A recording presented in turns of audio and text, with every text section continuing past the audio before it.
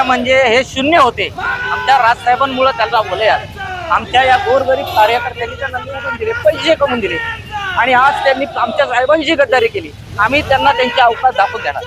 काहीच माहित नाही अडचणी होत्या का काय होतं.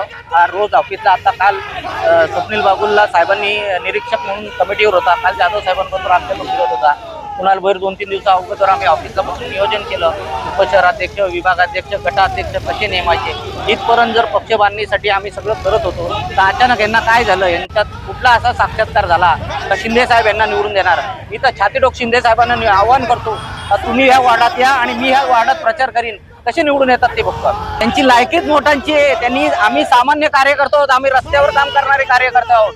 यांची लायकी फक्त ह्या नोटा हे विकत घ्यायचीच लायकी यांची. त्यांनी सामान्य कार्यकर्त्यांच्या भावना समजल्या नाही कधी का त्यांच्यामुळं हे नगरसेवक, खासदार, आमदार निवडून येतात.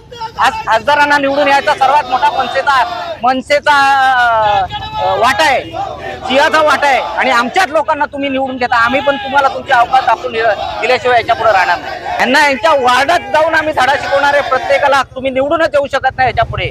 जसे आम्ही त्यांना निवडून आणले होते साहेबांच्या प्रेमाखातीर तसंच आम्ही यांना आपटणार. यांनी किती कोणताही दिग्गज प्रचाराला आणून दे, आमचा कार्यकर्ता रक्ताचं पाणी करून यांना पाडणार.